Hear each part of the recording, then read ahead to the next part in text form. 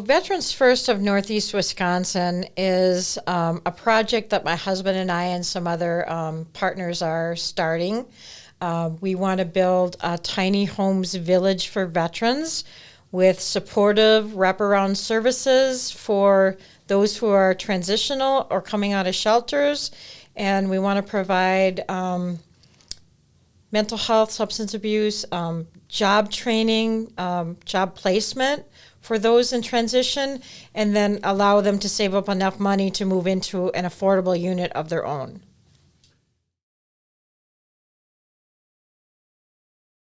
Well, it's kind of a long story. I was working at the Brown County Veteran Service Office. This is kind of what kicked it off. And I was getting a lot of calls from veterans who were homeless, losing their homes, getting kicked out of places. And I was trying to come up with ways of getting them, resources so they would have a place to go to. So then I thought, well, why don't we come up with a solution to this? Let's address this problem right in front of everybody and just go ahead and make this happen. It's not just veterans, but veterans are at the front of my heart because I'm a veteran and I work with veterans all my life. And so I want to offer this to them. There is a 3,700 unit undersupply of housing right now in Brown County and Green Bay, Greater Green Bay. And 11% of those are veterans. So over 400 veterans right now cannot find affordable housing. So of course we won't be able to address that all, but we'll be able to address some of that. I started out basic training in Fort Jackson, South Carolina. Made my way over to Fort Sill for my AIT as a cannon crew member. Then went to Benning for airborne school, and then wound up at permanent duty station of Fort Bragg, North Carolina. The experience was one that not a lot of people can make it through.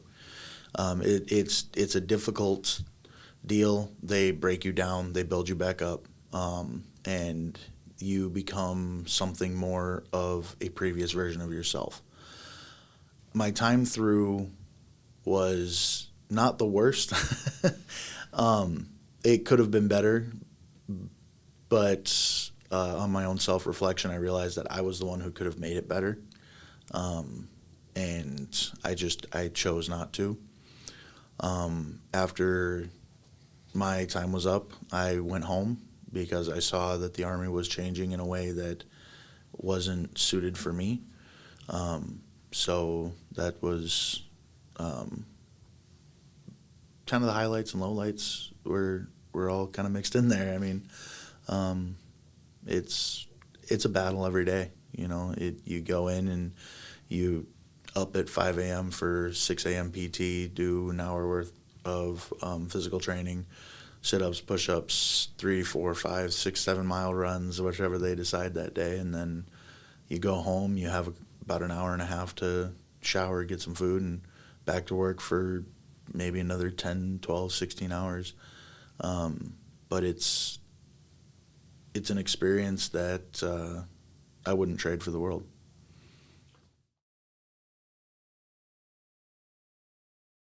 With the issues that I had getting out, I had undiagnosed PTSD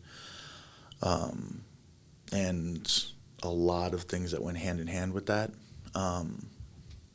But for the sake of time, we'll leave it at PTSD. It was hard. I secluded myself from my family. I wanted to blame everybody else for my problems. I hit a bottle really hard.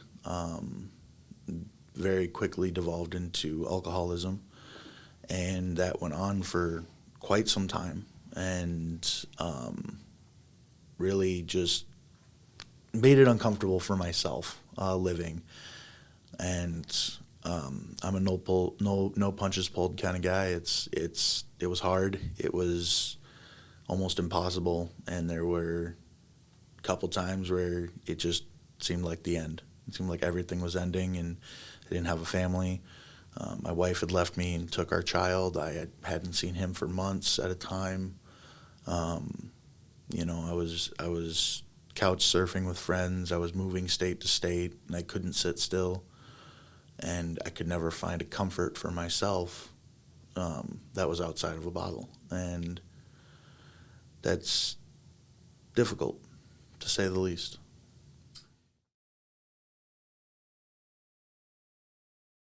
For anyone who is struggling, keep your family close. Green Bay, Wisconsin has one of the best programs that I have found for veterans to help you through that. They get you in contact with people you need help. Some people you don't think you need help and realize later you do. Looking at it overall, it's not just me. It isn't. And while the overall problem is the same, each problem or each obstacle that a veteran runs into is unique to themselves and how they handle it. The best thing I can say is just reach out, because that's what I didn't do, and that would have made transitioning back in a lot easier. For me, I can't speak for the others. On my own personal point, it's if I would have reached out, if I would have explained to anybody how I was feeling, if I would have found a program for veterans that was to help me get back into transitioning civilian life, life would have gone a lot smoother. But I might not be where I am today, which is I'm happy. I have a lot figured out, and I know what I want for me in the future.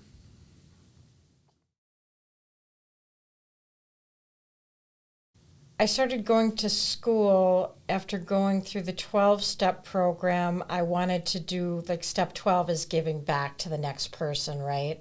So I started my school at NWTC as a substance abuse counselor then, and I started my internship at Community Treatment Center, but then with COVID, they took it back, so we couldn't work there anymore. So I put in my application at Veterans Housing Recovery Shelter, and I worked there as a counselor, and Michael was one of the residents there, and I, started counseling the group, and I was using everything I learned in my school to try to help them get coping skills and try to help them with their issues. So I was doing that 3 days a week. Then I graduated, and I kept on for the next year. Doing my groups and my therapies, and Michael was one of my star pupils. He was really receptive and was very easy to work with. Well, ultimately, I wound up there because of alcoholism and untreated PTSD.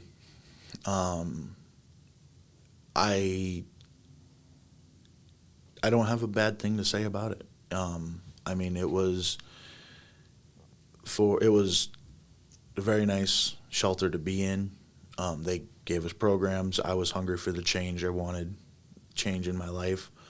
It wasn't the first time that I had wound up homeless, but it was the first time that I wound up homeless with a veterans program within arm's reach. And Gail did help me through quite a bit, and I think that me hungering for the change and her wanting to help really coincided and coexisted with each other, and really worked hand in hand. But yeah, I got a lot out of that program, and most of it stuck with me, with even now me living today, just taking it one day at a time and moving forward, making sure that I'm not overwhelming myself and or catastrophizing, little things, making mountains out of molehills. it starts with wanting the change, I believe. The first step to every journey is wanting to do it. There are plenty of people in any program that are just using the program for their own benefit until they can't anymore, and then they move on to the next. But there are plenty of other people, there are more, in my opinion, that want the change. They don't ever want to see themselves in that sort of position again. And I do believe that, yes, that my hunger for that change, my want and absolute need for that change is what landed me in Gail's good graces and afforded me the opportunities that it afforded me. And it's been an amazing experience. It's absolute shame. You feel like a failure. Building yourself back up to recover from that, you either do or you don't. I hate to work in absolutes. I don't like the black and white idea of things. There's always gray areas. There's always something more there than people realize. But when it comes to hitting that level of rock bottom, building yourself back up is one of those you either want it or you don't. And I wanted it. Some people don't. Some people do. It's different person to person, I believe. And it's bottom line, it's shame. You feel like you failed your family. You feel like you failed yourself. You feel like you failed everybody who knows you. You feel like they're looking down on you, and if they ever found out, you know, the absolute embarrassment that you would feel, it's almost mind-numbing, and it's something that everybody would have to go through. And if they work through it, great. Like, there's programs out there to help you, but if you don't, then that's, from what I've learned, that's your decision. That's a decision that you are making. And that's what you feel. That's kind of what you go through and what's in your mentality of it.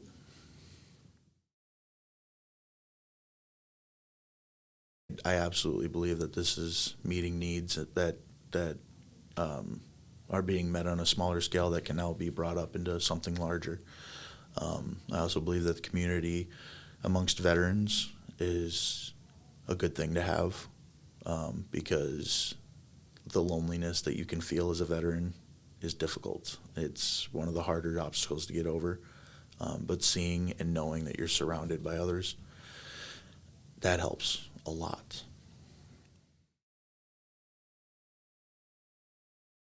The training that I went through, it was very prideful training. It was, you don't ask for help, you handle it yourself. So I do believe with veterans around my time of service and before, they do have that issue a lot. I know I have some friends now that are serving, and they are given different tools now that are, hey, don't forget to reach out. And it's being more addressed actively in the military now. But for around my time and beforehand, it wasn't. It was, once you're out, you're out. We don't know what to tell you because we don't even know what's going to happen. And that led to, that whole mentality for me led to about 6 years worth of not knowing that I could go to the VA, thinking that I didn't have any rights to those benefits, all this type of stuff. It just stacked up from there. So yeah, I do think that pride can kind of step in the way with prior training, but pride, like anything else, can be swallowed. It can be handled, and you can move forward and make it better for yourself. You can reach out for help, and I know what you're thinking. Yeah, you're not talking to me. No, I'm talking directly to you right now. I mean you specifically that's thinking, not for me. It is for you. It's for every veteran who has served, every veteran who has earned it. It's for you, and it's just a matter of not being your worst enemy and being your only obstacle. Get out of your own way and help yourself out.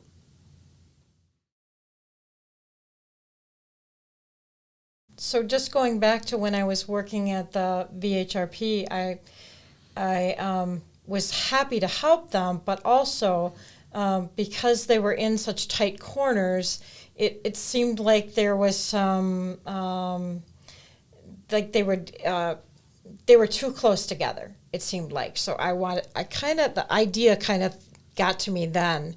It would be nice if they had their own place to go to, you know. So when we found out about the Tiny Homes Village in Racine, we went down there and saw what they were doing, and the fact that they have a 75% success rate from, homelessness to self-sustainability in 14 months. We thought, we want to do this. We can do this. We can offer the same things they're doing and have similar results here in Green Bay. Because the need is so prevalent. I knew that there was 39 veterans homeless at St. John's Shelter this last session. I knew that there were 17 at VHRP. I knew that there was 21 at New Community Shelter and 4 in Transformation House. That's 76. That's 76 too many. We can't address all those. We can address 9 per. They can stay for up to 24 months in the transitional. So 9 per, if it's 14 months, each 14 months go through another 9, offer them jobs and training so that they can start saving money to move into an affordable unit on their own.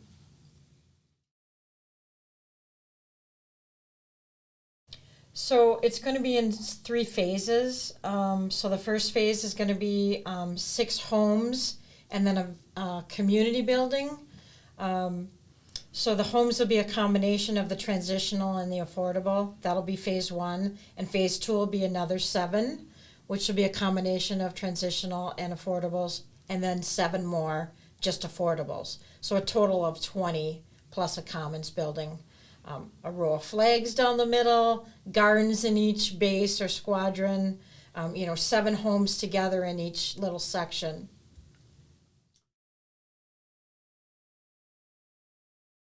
The first obstacle we're working on is where is this going to be? We're working with the city and the county on what would be the ideal place for this. We want it to be on a bus route. We want it to be in a place where it will be accepted by different neighboring communities. We want it to be close to things, so they have access to certain things like grocery store, for one. Not too far away from employment opportunities. It would be nice if it would be near the VA clinic. But we have different options. We're working with the city and the county on where's the right place. So that's our first hurdle. And then after that, once we get our location, we've got so many partners that want to work on construction. Like all the unions want to offer all of their services and materials. The NWTC is offering apprenticeships, people to come and work and build things in their shop and, truck it to the village. And like I said, all the unions and several other smaller construction companies want to offer their services for building. And my husband's going to be the project manager. He's a lifetime carpenter and a home builder. We've got another, our vice president has built tiny homes for Happily Ever After Pet Sanctuary in Marion. So he's built a village of these already, and they're working wonderfully. So we've got that. And another one of our board members is a retired corrections officer. So he's going to be offering a program for those who are involved with the justice system. Because sometimes that happens with people in this population. So that it's called Fresh Start.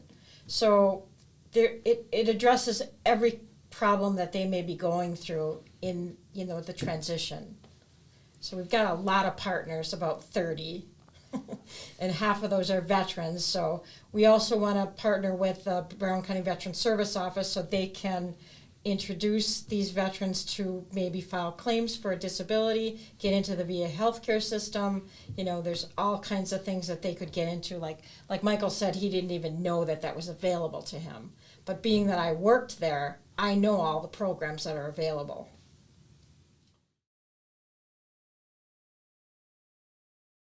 Excitement goes through my head. I don't know if it's been updated or if there's anything that's changed, but we lose 22 veterans a day to suicide, things like that. And I think that this is one of the things, nationwide we need to start seeing. We could lower that number. Like, we as people can help and lower that number. And it excites me to see the passion that pours from Gail over all of this. And it really kind of amps me up to do things like be here and help her out where I can and do what I can with, what I've got going on. And it's just excitement and passion is what I feel. No matter where I go or who I talk to, I could talk to someone for 5 minutes and they say, how can I help? And that's just been happening ever since we started in July, and it's not stopping. Pretty much every person I talk to, how can we help? What can we do? I know this person, that person, this other person could help. This person could do that. It seems like it never stops. And just to go back to what Michael had said about the suicide, the VA even stated that housing instability and homelessness increases the likelihood of suicide among veterans. That's a fact. They know that. So if we could alleviate some of that and just take the pressure off them, because that's why we're called Veterans First. There's a program called Housing First in this area. We kind of changed it to Veterans First with the aspect that once we offer them housing, then we can then they don't have to worry about that. We can work on all the other things that need to be addressed.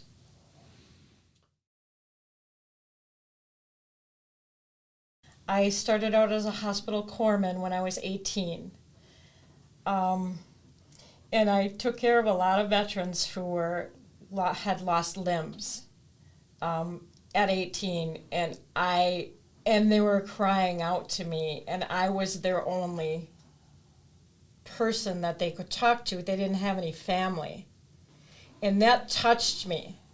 I wanted to help every veteran I came across, and when I got out of the service, I got a job in the post office, and that is 75% veterans.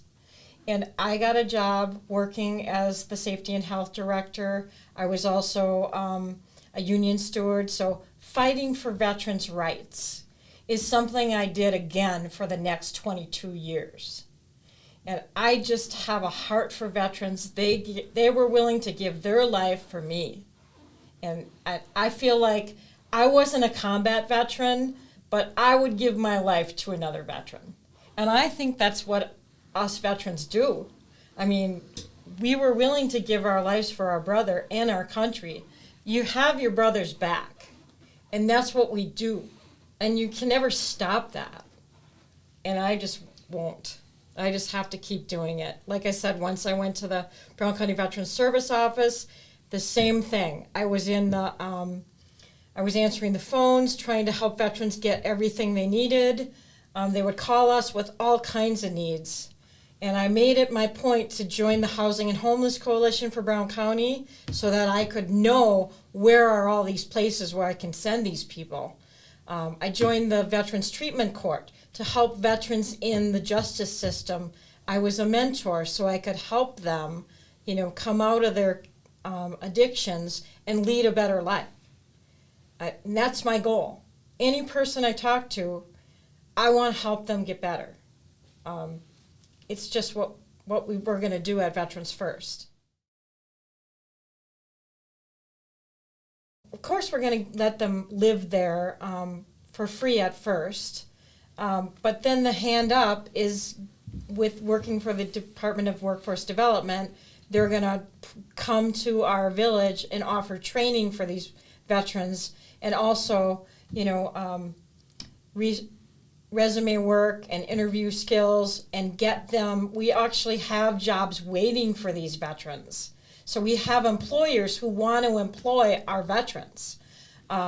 So they're going to have to work. So it's not a handout. It's definitely a hand up. And I'm sure that's what they want. They don't want a handout. They want a hand up, right? Just like Michael was saying, he wants a hand up. They're not afraid to ask for it now. Once you get to that spot, someone can help you. And this is a way that they can help themselves as well.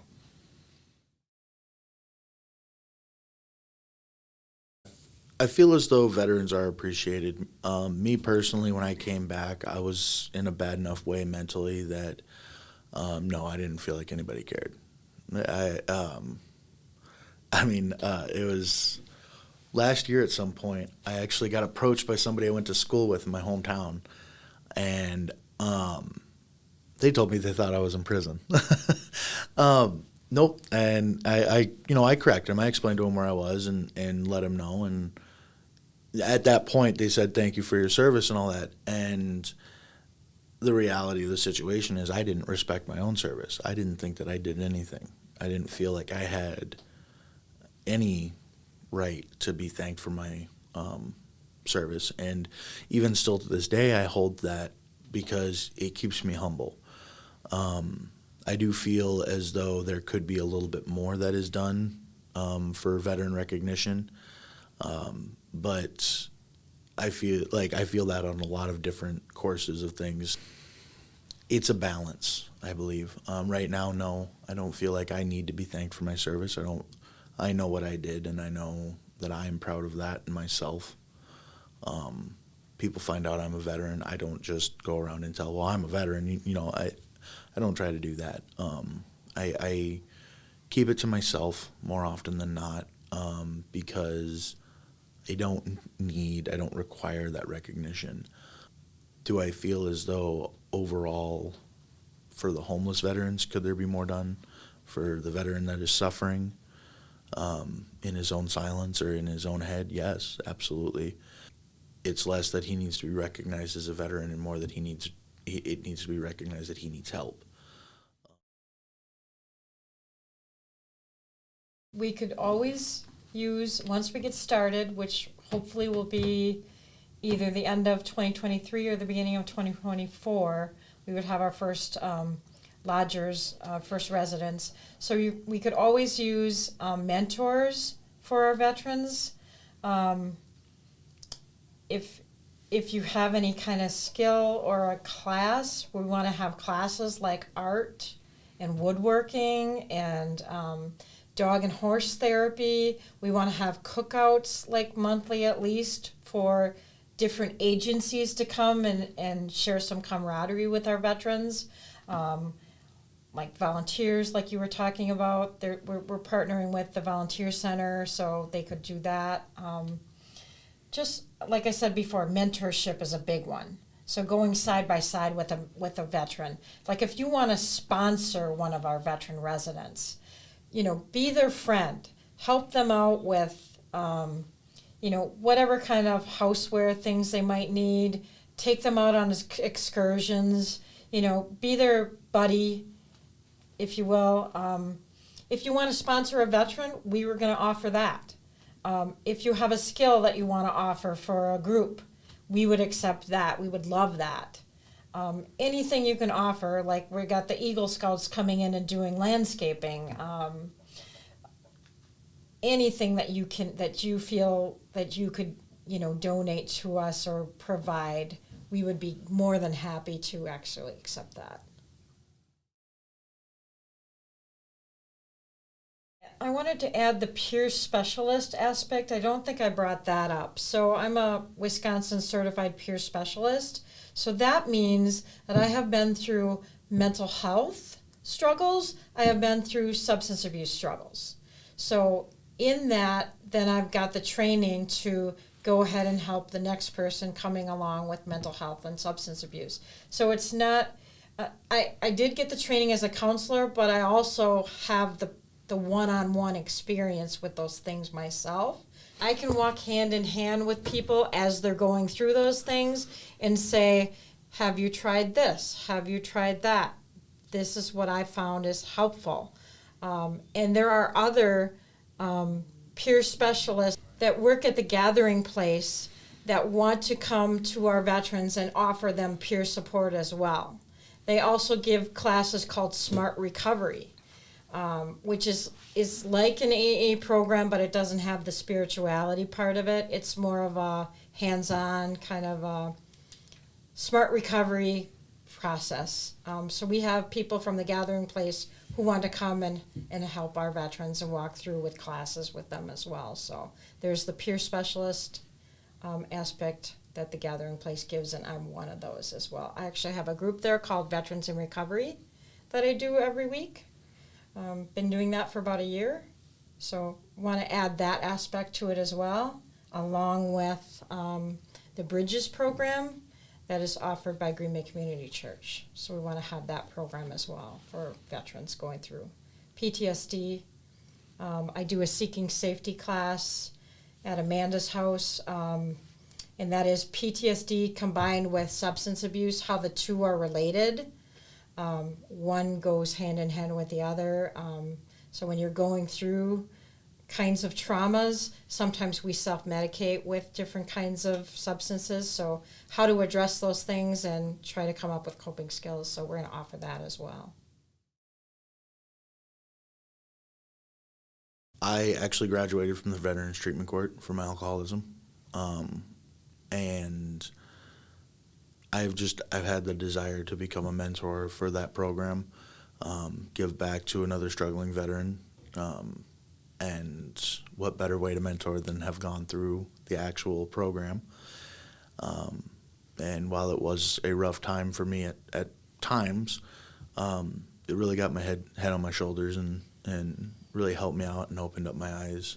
Gail's been an absolute help and a charm to work with. She's given me that passion to put back in where I can, with knowing my own limitations that I do have. I do have just a laundry list of people that are just amazing that really gave me the passion to want to help out where I can. Yeah, and if I can add something, I asked Michael if he would be willing, if he did get into our village, if he would be willing to be a mentor, and he said absolutely. So that just goes to show you how much passion he has as well. I think this is going to be an amazing program. I think that this is something that is a huge step in the right direction, and I'm excited to see how it unfolds and what it blossoms into.